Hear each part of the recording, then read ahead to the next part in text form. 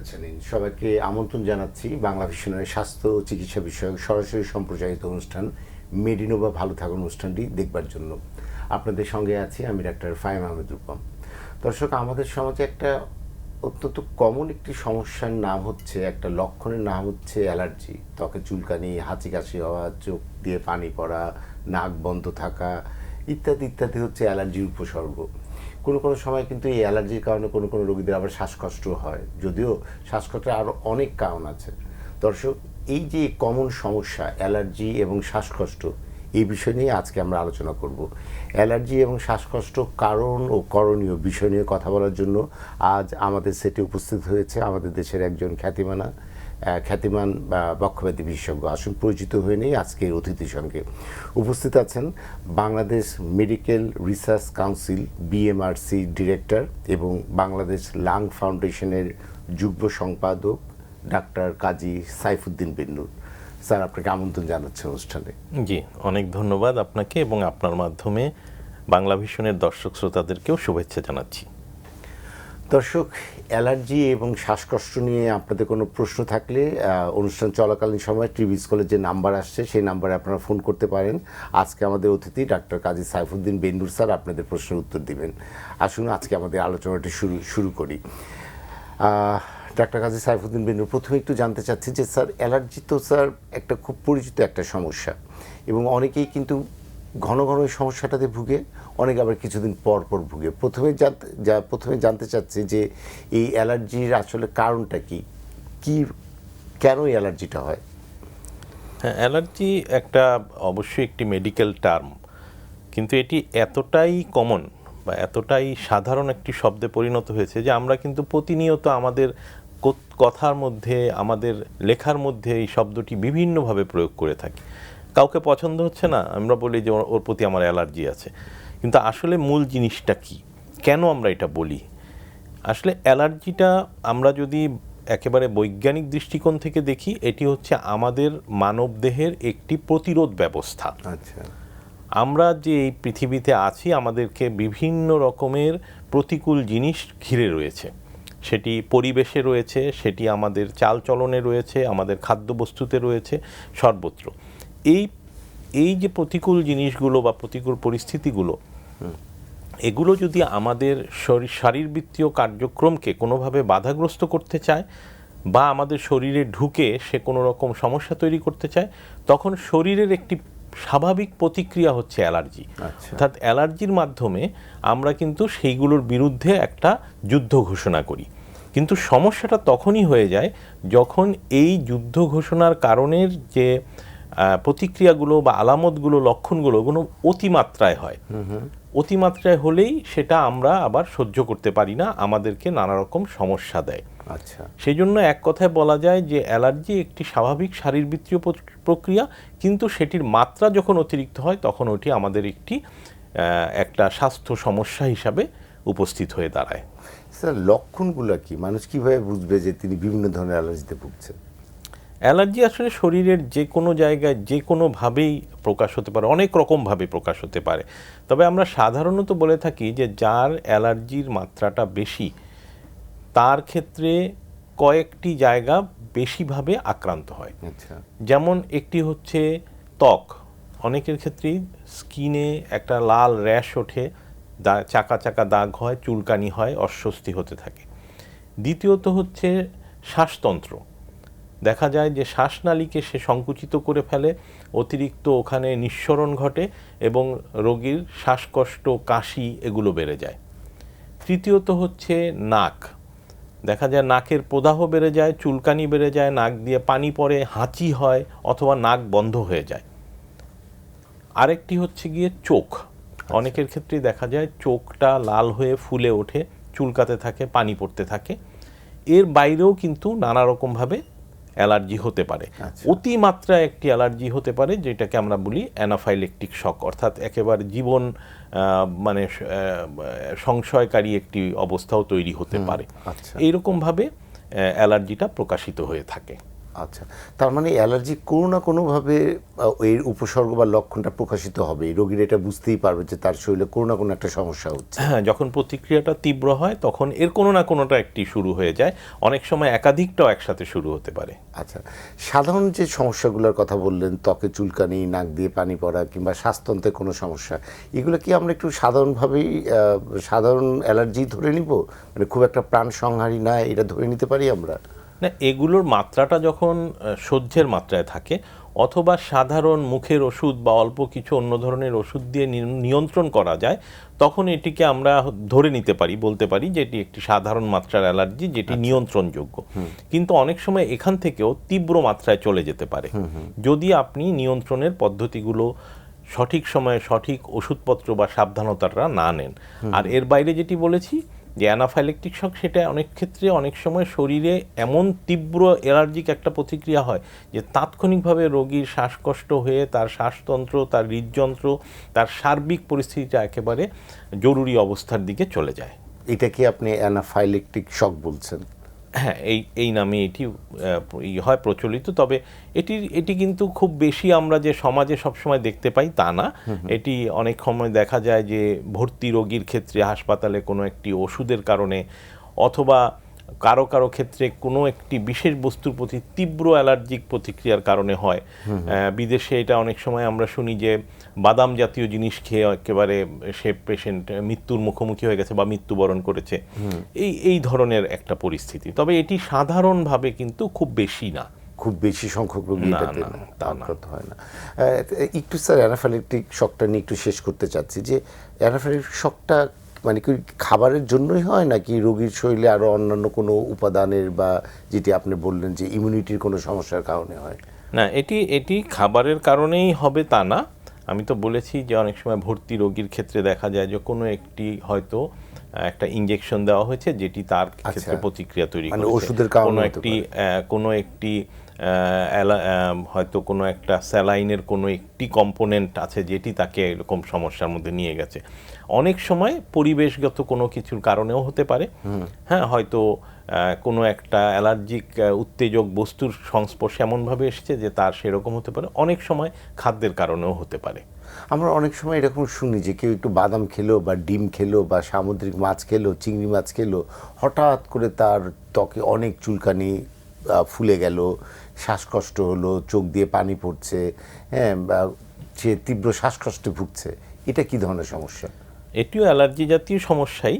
তবে একটা কথা মনে রাখতে হবে, সাধারণত অ্যালার্জির এই প্রতিক্রিয়াগুলো সেলফ লিমিটিং বা নিজে নিজেই একসময় আস্তে আস্তে কমে আসতে থাকে, অথবা ওষুধপত্র দিলে এটা তো অবশ্যই আরেকটু দ্রুততরভাবে কমে। কিন্তু কোনো কোনো ক্ষেত্রে এই কমাটা দেখা যায় যে সহজে হতে চায় না এবং এটা তীব্র থেকে তীব্রতর হতে থাকে। তখনই আমরা বলতে পারি যে এই ধরনের একটি তীব্র মাত্রার অ্যালার্জির প্রতিক্রিয়া হয়েছে।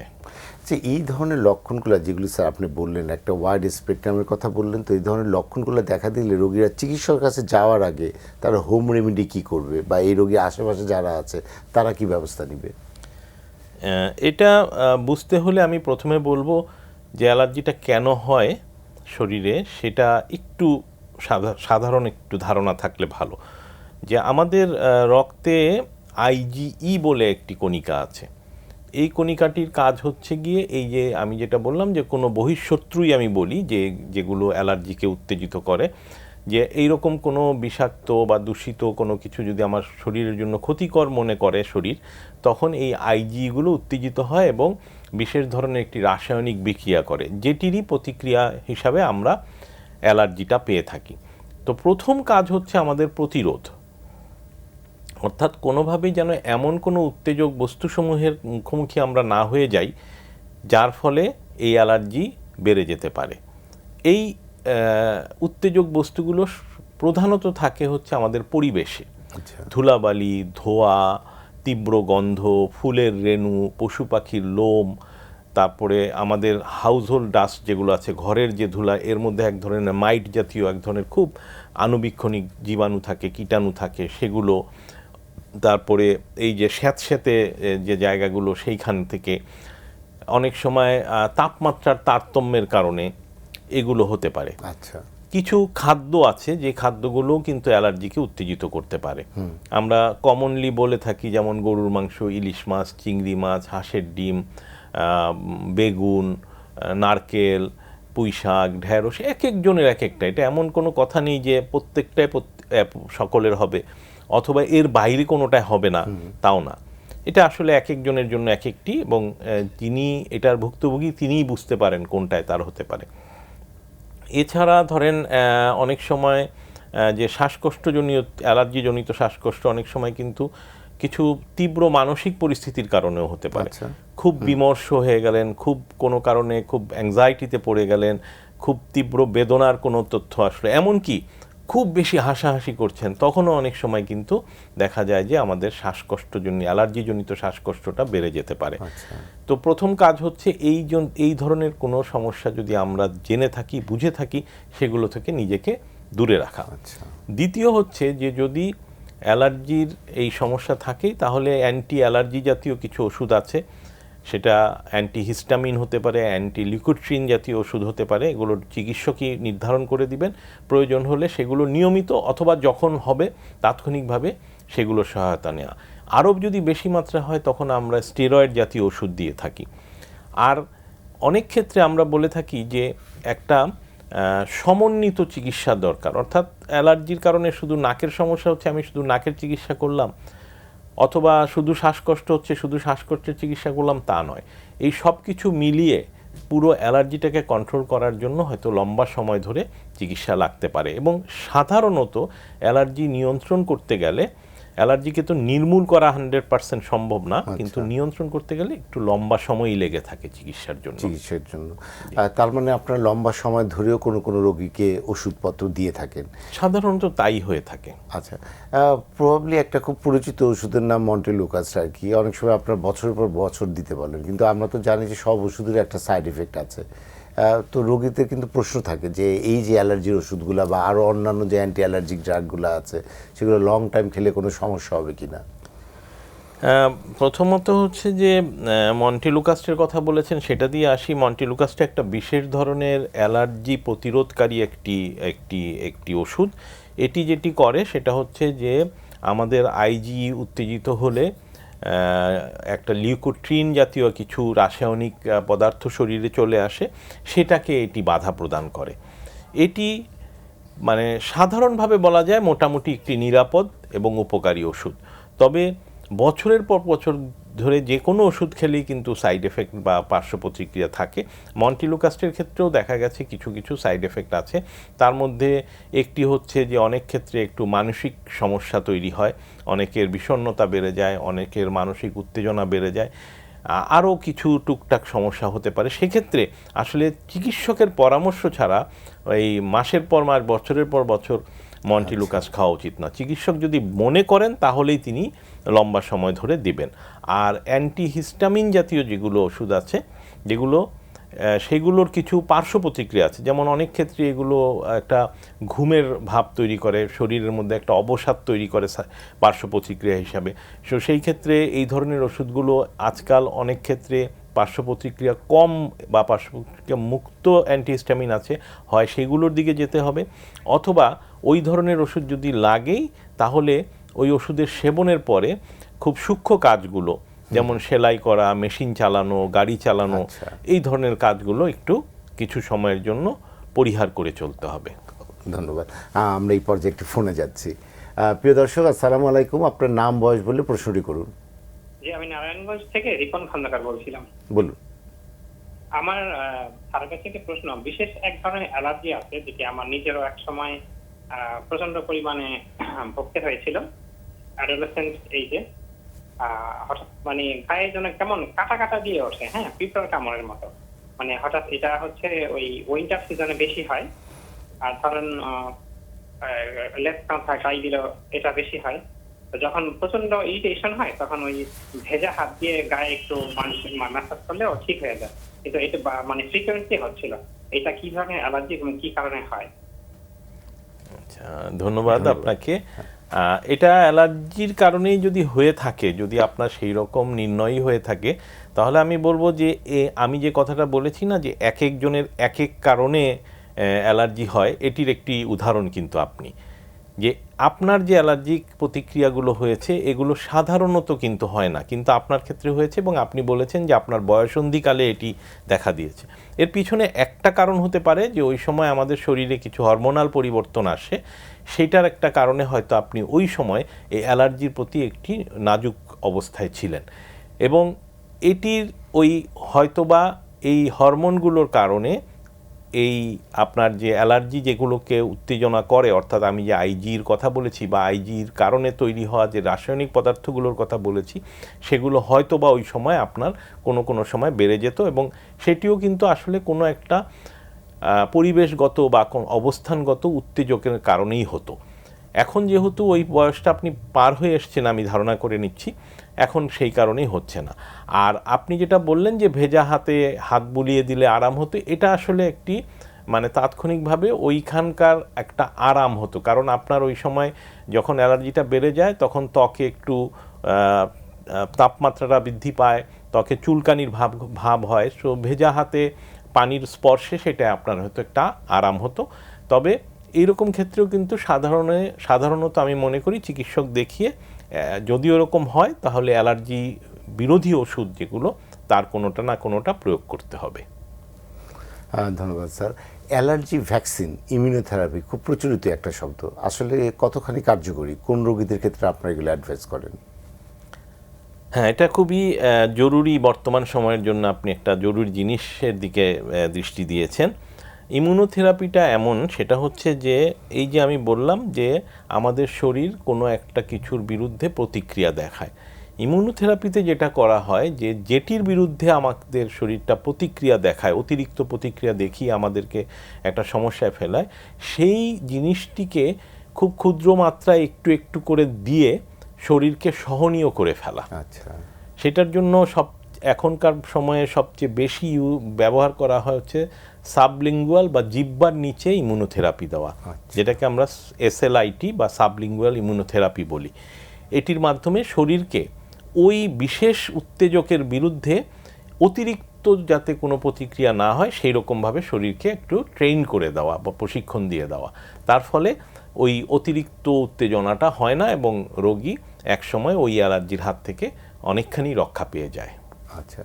আর কোনো কোনো সময় কোনো কোনো রোগীদের আপনারা শ্বাসকষ্টের রোগীদের বা অ্যালার্জি রোগীদের ভ্যাকসিনের কথা বলেন, ফ্লু ভ্যাকসিন, নিউমোকক্কাল ভ্যাকসিন, কাদের ক্ষেত্রে দেন আপনারা?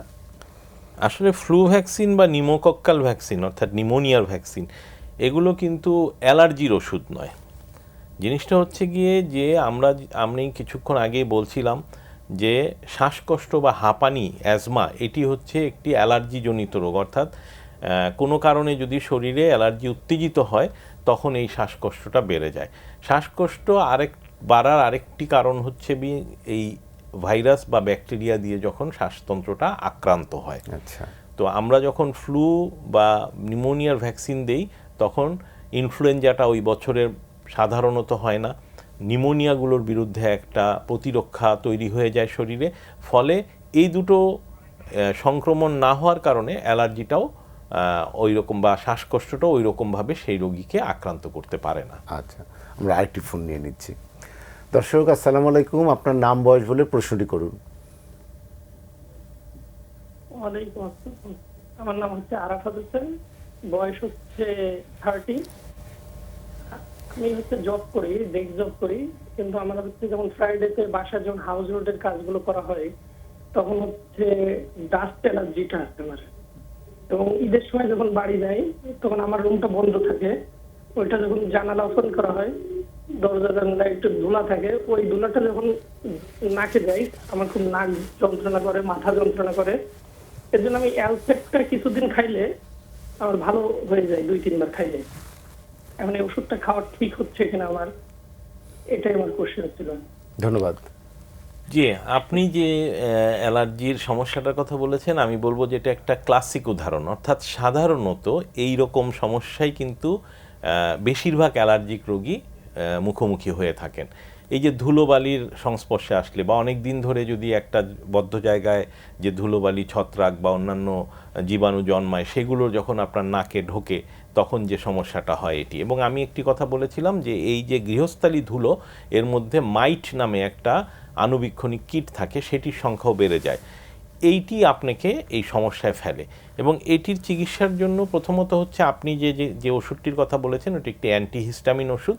অ্যান্টিহিস্টামিন ওষুধ খেলে আপনার যদি প্রতিক্রিয়া হয়ে থাকে তখন কিন্তু প্রতিক্রিয়াটা কিছুটা আস্তে আস্তে কমে আসবে।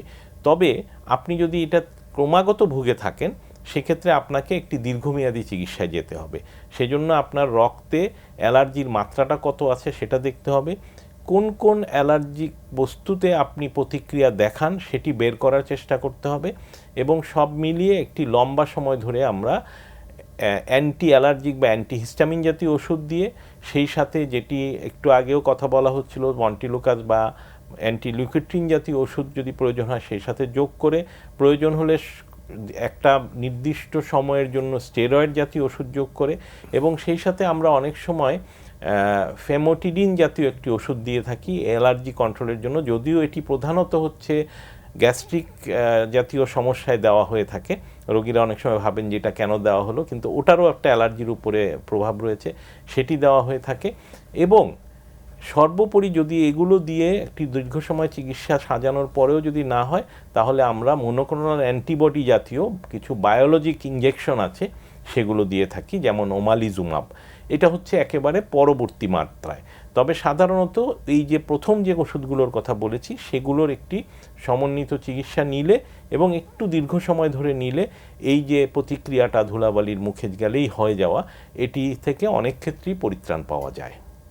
আপনি সমন্বিত চিকিৎসার উপরে খুব জোর দিচ্ছেন, কোনো কোনো রোগীর ক্ষেত্রে দীর্ঘমেয়াদী চিকিৎসার কথাও বললেন, এবং অবশ্যই প্রত্যেকটা ওষুধই, যে ওষুধগুলো আমাদের হাতের কাছেই পাওয়া যায়, গেলেই ফার্মেসির দোকান থেকে পাওয়া যায়, সেই ওষুধগুলো ডাক্তারের পরামর্শ ছাড়া খাওয়ার পরামর্শও কিন্তু দিয়েছেন। এবং আরেকটি কথা বলেছেন যে অ্যালার্জি আমরা প্রথমেই ভাবি অ্যালার্জি কোনো খাবারের মাধ্যমে হয়, কিন্তু না, খাবার ছাড়া পরিবেশের বিভিন্ন উপাদানের থেকেও কিন্তু অ্যালার্জিটা প্রধানত হয়ে থাকে। স্যার, আরেকটা জিনিস জানতে চাইবো, অ্যালার্জি থেকে কিন্তু আপনি শুরুতে বলেছিলেন যে রেসপিরেটরি ট্র্যাক্টে বা এয়ারওয়েতে কোনো সমস্যা হয়, অ্যালার্জি থেকে কি শ্বাস প্রশ্বাসে কোনো সমস্যা হয় কি না? আপনার প্রশ্নের উত্তরে আসছি, তার আগে একটি কথা বলি, সেটা হচ্ছে অ্যান্টিহিস্টামিন জাতীয় ওষুধ যেটা, এটা কিন্তু ওভার দ্য কাউন্টার, অর্থাৎ এটি কিনে খেতে কিন্তু আপনার চিকিৎসকের পরামর্শ প্রয়োজন নেই ওই মাত্রায়। কিন্তু মন্টিলুকাস জাতীয় ওষুধ কিন্তু ওভার দ্য কাউন্টার নয়, যদিও আমরা এটা মুড়ি মুরগির মতোই কিনতে পাই, খেয়ে ফেলি, আমাদের রোগীরা কিনে ফেলেন, এবং আমাদের অনেক সময় দেখা যায় যে সহজে একেবারে মুদির দোকান টাইপের দোকানেও এটা পেয়ে যান। এটা ঠিক নয়, এটি কিন্তু চিকিৎসকের পরামর্শ ছাড়া খাওয়া যাবে না। এখন আপনি যেটা বলেছেন যে শ্বাসকষ্টের ব্যাপার, এটা কিন্তু আমি শুরুতেই বলেছি যে যাদের অ্যালার্জি বেশি তাদের যে সমস্ত অঙ্গ প্রত্যঙ্গে বা যে সমস্ত শারীরবৃত্তীয় কার্যক্রমে অ্যালার্জি সমস্যা তৈরি করতে পারে, তার অন্যতম প্রধান হচ্ছে শ্বাসতন্ত্র। আচ্ছা। এবং অ্যালার্জি যদি বেড়ে যায়, আমরা যেটাকে হাঁপানি বলি বা অ্যাজমা বলি, তার কিন্তু অন্যতম কারণ, প্রধানতম কারণই হচ্ছে এই অ্যালার্জিজনিত শ্বাসকষ্ট। আচ্ছা। এবং এক্ষেত্রে এই অ্যালার্জির প্রতিক্রিয়াতে শ্বাসনালীটা সংকুচিত হয়ে যায়, শ্বাসনালীটার ভিতরের আবরণটা ফুলে ওঠে, অতিরিক্ত সিক্রেশন হয়, নিঃসরণ হয়, হয়ে শ্বাসনালীর যে বাতাস যাওয়ার চলাচলের যে নলটা সেটাকে বাধাগ্রস্ত করে, কাশি হতে থাকে, এবং সেই সাথে শোঁ শোঁ শ্বাসের সাথে একটা শব্দ হতে থাকে, এবং এটাকে আমরা একটা অ্যাজমার অ্যাটাক বলে থাকি। আচ্ছা, তার মানে হাঁপানি রোগীদের বা অ্যাজমা রোগীদের বুকের মধ্যে একটা শো শো সাই সাই একটা শব্দ হয়।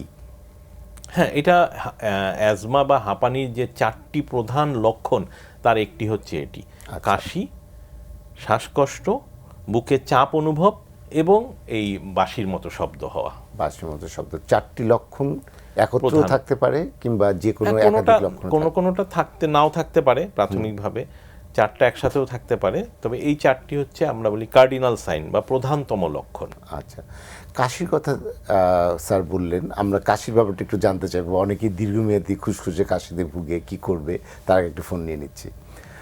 দর্শক, আসসালামু আলাইকুম, আপনার নাম বয়স বলে প্রশ্নটি করুন। জি, আমার ওয়াইফের নাম হচ্ছে রেশমা। ওনার বয়স 32, 7-8 বছর ধরে শ্বাসকষ্ট। আপনি কি কোনো চিকিৎসা নিচ্ছেন? জি, আমার চিকিৎসা নিচ্ছি, যে মানে একটা নর্মাল একটা ওষুধ খাচ্ছি, মনিনঙ্গ। আচ্ছা, কোনো চিকিৎসক দেখিয়েছেন? আপনার শ্বাসকষ্টের কারণটা কি জানতে পেরেছেন? হ্যাঁ, অনেকদিন ধরে 4-5 বছর আগে চিয়া করছিলাম, আপনার এক্সরে করছিলাম, উনি অ্যালার্জির কথা বলছেন। স্যার কোনো প্রশ্ন? আচ্ছা, আপনার যে স্ত্রী, ওনার কি কোনো লাং ফাংশন টেস্ট বা এই ধরনের পরীক্ষা করে কি এটি যে অ্যাজমাই এরকম কোনো সুনির্দিষ্ট ডায়াগনোসিস কি করা গেছে, না করা হয়নি? না, আমরা এখনো ওটা অনেক আগে করছিলাম, তারপরে এখনো কিছু করা হয় নাই। আমার মনে হয় উনি এখন আপনার আপনার ক্ষেত্রে যেটি আমার মনে হয় যে আপনার স্ত্রী একটি অ্যালার্জি ঘটিত শ্বাসকষ্ট অর্থাৎ অ্যাজমার একটা রোগী, একজন রোগী সম্ভবত তিনি। তবে এটিকে প্রথম কাজ হচ্ছে এটির ডায়াগনোসিস বা এটি কোন রোগ এটিকে চূড়ান্তভাবে নির্ণয় করা।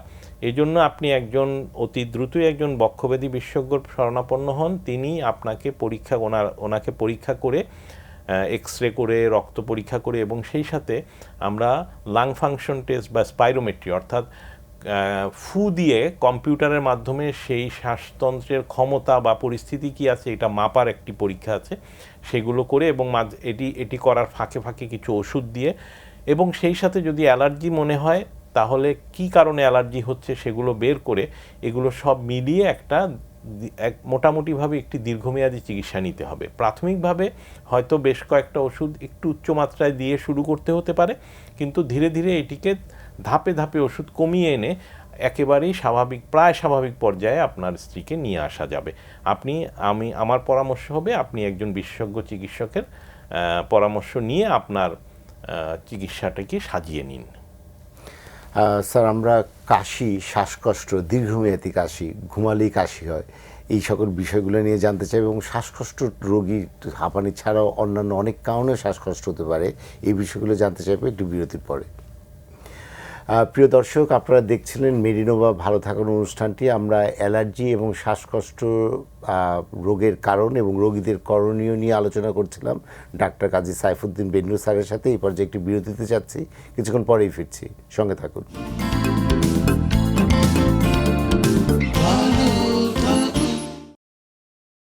দর্শক, বিরতির পর আবারও স্বাগত জানাচ্ছি মেডিনোভা ভালো থাকার অনুষ্ঠানটি দেখবার জন্য। আজকে আমরা আমাদের অতিথি ডাক্তার কাজী সাইফুদ্দিন বেন্নু স্যারের সাথে আলাপ করছিলাম অ্যালার্জির অনেক ধরনের কারণ নিয়ে। আমরা বিরতির আগে কিন্তু শ্বাসকষ্ট, অ্যাজমা নিয়ে কথা বলছিলাম। আমরা আলোচনাটি আবারও শুরু করি। স্যার, যেটা জানতে চাচ্ছিলাম, আপনি অ্যাজমা রোগীদের, হাঁপানি রোগীদের প্রধানতম লক্ষণের মধ্যে একটা বলেছেন যে কাশি। অনেক আছে যে অনেক দিন থেকে কাশি হচ্ছে এবং রাতে ঘুমাতে যাওয়ার সময় কাশি হয়, এই রোগীদের ক্ষেত্রে করণীয় কি? হ্যাঁ, ক্রনিক কাফ বা এই জটিল ক্রমাগত কাশি, এটি আসলে একটি বড় মেডিকেল চ্যালেঞ্জ। অর্থাৎ এটির পিছনের কারণ একাধিক, একটি দুটি নয়, অসংখ্য কারণ থাকতে পারে, বিভিন্ন রকমের কারণ থাকতে পারে এবং অনেক ক্ষেত্রেই কারণটিকে একেবারে সুনির্দিষ্টভাবে আলাদা করা খুব কঠিন হয়ে দাঁড়ায় চিকিৎসকদের জন্য। এই জন্য একজন এই ধরনের কাশিতে ভুগছেন এই রোগীদের অনেকগুলো জিনিস সাধারণভাবে একজন চিকিৎসককে খেয়াল করতে হয়, যেটি নিয়ে আজকে আলোচনা প্রধানত হচ্ছে যে অ্যালার্জি জাতীয় কোনো সমস্যা আছে কিনা, যেটার কারণে শ্বাসতন্ত্রটা উত্তেজিত হয়ে এই কাশি তৈরি করছে কিনা, এটি প্রথমেই বুঝতে হবে। দ্বিতীয়ত বুঝতে হবে যে ওনার কোনো বদভ্যাস আছে কিনা, ধূমপান করেন কিনা, ভেপিং করেন কিনা, সেই ধরনের সমস্যা থাকলে তার এটা হতে পারে। তার পরিবেশ যেখানে উনি থাকেন সেই পরিবেশটি কীরকম, ওইটা খুব ধুলাবালিপূর্ণ, স্যাঁতস্যাঁতে বা অন্য কোনো রকমের মানে বাতাসে অতিরিক্ত মাত্রায় দূষণ থাকতে পারে, এরকম কোনো পরিবেশে কিনা। ওনার কর্মক্ষেত্রটি কি সেটি দেখতে হবে। অনেক সময় এমন কোনো কর্মক্ষেত্র যদি থাকে যে উনি হয়তো কোনো একটা মিল কারখানায় কাজ করেন, অথবা উনি হয়তো শস্য ক্ষেতে কাজ করেন, উনি হয়তো পাথর ভাঙার কাজ করেন, তখন কিন্তু এটার কারণেও তার এটা হতে পারে। এর বাইরেও আরও অনেক কারণ আছে, যেমন হৃদরোগের কিছু কিছু কারণ আছে। যদি হৃদযন্ত্রটা দুর্বল থাকে এবং সেই কারণে যদি ফিরতি চাপে ফুসফুসে কোনো কারণে একটু পানি এসে থাকে, তখন কিন্তু এই ধরনের কাশি ক্রমাগত হতে পারে। সেই সাথে আরও যেমন কিছু কিছু ওষুধ আছে অন্য কোনো রোগের জন্য তিনি গ্রহণ করছেন, সেটি কিন্তু তাকে এই শুকনো কাশি তৈরি করতে পারে। প্রধানত আমরা বলে থাকি যে রক্তচাপ নিয়ন্ত্রণের, ব্লাড প্রেশার নিয়ন্ত্রণ করার জন্য যদি আমরা এই যে ক্যাপটোপ্রিল, লিসোনোপ্রিল এই জাতীয় এসি ইনহিবিটর জাতীয় কিছু ওষুধ আছে যেগুলো কিন্তু শুকনো কাশি তৈরি করে। সুতরাং এটিও লক্ষ্য করতে হবে যে তার ব্লাড প্রেশার থাকলে সেটি নিয়ন্ত্রণে কাশি উৎপাদনকারী কোনো ওষুধ দিয়ে দেওয়া হয়েছে কিনা। সবার হবে না, কারো কারো হতে পারে। আরেকটি আপনি কথা বলেছেন যে রাত্রে শুতে গেলে কাশিটি বাড়ে। সাধারণত অ্যালার্জি জাতীয় কাশি, অ্যাজমার কাশি, সিওপিডির কাশি এগুলো রাত্রে বাড়ে। এছাড়া আরেকটি কারণ আমরা বলে থাকি গ্যাস্ট্রো ইসোফেজিয়াল রিফ্লাক্স ডিজিজ, অর্থাৎ আপনার পাকস্থলিতে থাকা খাদ্যবস্তু বা ওখানকার যে পাচক রস এগুলো উপর দিকে ধাক্কা দেয় বা উপর দিকে চলে আসতে চায়। এটি শুয়ে পড়লে সাধারণত বেশি হয়। সেই ক্ষেত্রে এটিকেও বের করতে হবে যে তার এই ধরনের কোনো রিফ্লাক্স বা ঊর্ধ্বমুখী চাপ রয়েছে কিনা পাকস্থলিতে বা আমাদের অন্ন নালীর মধ্যে। সেই ক্ষেত্রে আমাদের পরামর্শ থাকে যে সেখানে যদি অতিরিক্ত অ্যাসিড বা এগুলো তৈরি থাকে সেই ওষুধগুলো দিতে হবে, এবং খাওয়ার পরপরই তাৎক্ষণিকভাবে কিন্তু শোয়াটা ঠিক নয়। তাকে অবশ্যই আমরা বলে থাকি অন্তত 30 মিনিট খাওয়ার পরে 30 মিনিট অন্তত পক্ষে হাঁটাচলা করা, বসে থাকা, তারপরে তার বিছনায় যাওয়া উচিত, এবং প্রয়োজন হলে মাথার দিকের বালিশকেও একটু উঁচু করে দিতে পারা যায়। এই ধরনের অনেকগুলো ক্ষুদ্র ক্ষুদ্র জিনিস দেখে বের করতে হবে যে কেন তার এই ক্রমাগত কাশিগুলো হচ্ছে। অর্থাৎ এই কাশির সমাধান করতে গেলে শুধু যে ওষুধই খেতে হবে তা না, তার পরিবেশ, তার লাইফস্টাইলটার দিকে, ওষুধের দিকে একটু খেয়াল রাখতে হবে। ওষুধের থেকেও বেশি প্রয়োজন হচ্ছে এই পিছনের কারণটা খুঁজে বের করার চেষ্টা করা। আমরা স্যার আরেকটি ফোন নিয়ে নিচ্ছি। দর্শক আসসালামু আলাইকুম, আপনার নাম বয়স বলে প্রশ্নটি করুন। ওয়ালাইকুম, আমি এমডি হুসেইন ঈশ্বর থেকে আমি সিলেট বলছি। আমি 18 থেকে চিকিৎসা নিয়ে আনছে জন্য গত লাস্ট 24 সালে আমি দেখেছিলাম।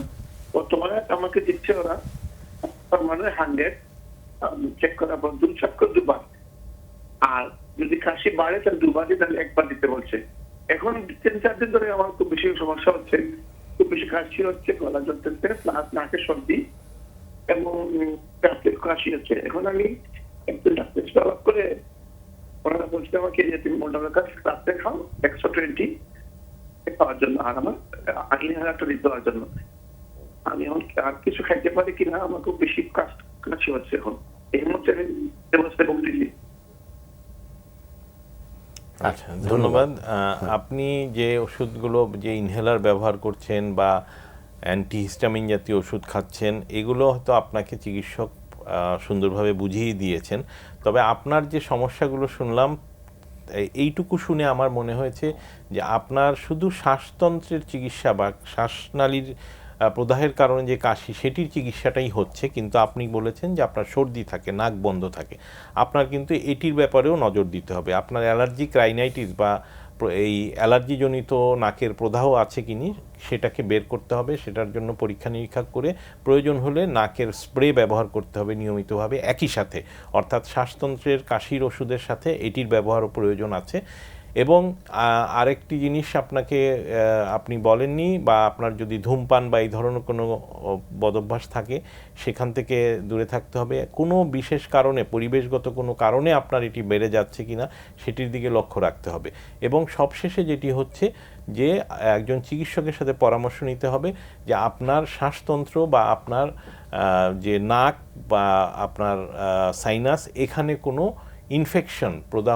ইনফেকশনের কারণে কোনো প্রদাহ হয়েছে কিনা। যদি কোনো সংক্রমণ, জীবাণু সংক্রমণ থেকে থাকে, সেটি যদি চিকিৎসক বুঝতে পারেন তাহলে আপনাকে হয়তোবা সাথে অ্যান্টিবায়োটিকের কোর্সও করতে হতে পারে। আচ্ছা, আপনি ধারণা করছেন যে ওনার সাইনাসাইটিসের সমস্যাও থাকতে পারে, সম্ভাবনা আছে।